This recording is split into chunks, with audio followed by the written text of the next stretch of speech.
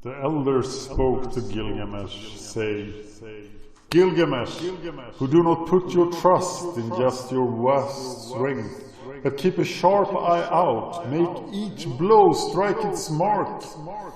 The one who goes on ahead saves the comrade. The one who knows the route protects his friend. Let Enkidu go ahead of you. He knows the road to the cedar forest.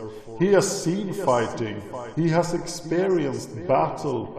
Enkidu will protect the friend, will keep the comrade safe. Let his body urge him back to the wives.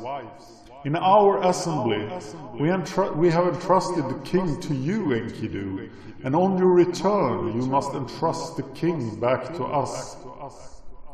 Gilgamesh spoke to Enkidu, saying, Come on, my friend, let us go to the Egalma temple, to Ninsun, the great queen. Ninsun is wise, all-knowing. She will put the advisable path at our feet. Taking each other by the hand, Gilgamesh and Enkidu walked to the Egalma, the great palace, to Ninsun, the great queen. Gilgamesh arose and went to her.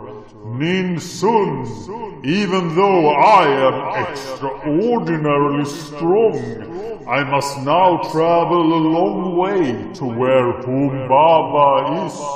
I must face fighting such as I have not known, and I must travel on a road that I do not know, until the time that I go and return, until I reach the cedar forest, until I kill Humbaba the Terrible and eradicate from the land something baneful that Shamash hates.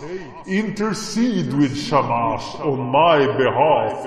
If I kill Humbaba and cut his cedar, let there be rejoicing all over the land, and I will erect a monument of the victory before you. The words of Gilgamesh, her son, grieving, Queen Ninsun heard over and over. Ninsun went into her living quarters. She washed herself with the purity plant. She donned a robe worthy of her body. She donned jewels worthy of her chest. She donned her sash and put on her crown. She sprinkled water from a bowl onto the ground. She went up to the roof. She went up to the roof and set incense in front of Shamash. She offered fragrant cuttings and raised her arms to the god Shamash. Why have you imposed, nay inflicted, a restless heart on my son Gilgamesh? Now you have touched him so that he wants to travel a long way to where Humbaba is. He will face fighting such as he has not known, and will travel on a road that he does not know, until he goes away and returns, until he reaches the cedar forest, until he kills Humbaba the Terrible and eradicates from the land something baneful that you hate.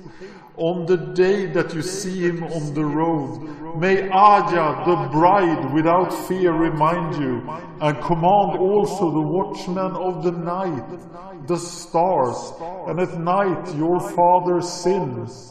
She banked up the incense and uttered the ritual words. She called to Enkidu and would give him instructions. Enkidu, the mighty, you are not of my womb, but now I speak to you along with the sacred votaries of Gilgamesh, the high priestesses, the holy woman, the temple servers. She laid a pendant on Enkidu's neck. The high priestesses took, and the daughters of the gods.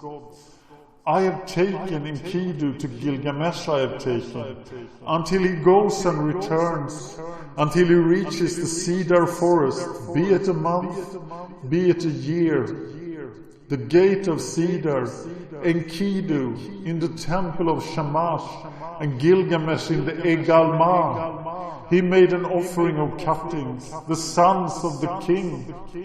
Enkidu will protect the friend and will keep the comrade safe. Let his body urge him back to the wives. In our assembly we have entrusted the king to you, and on your return you must entrust the king back to us. Enkidu spoke to Gilgamesh, saying, My friend, turn back the road.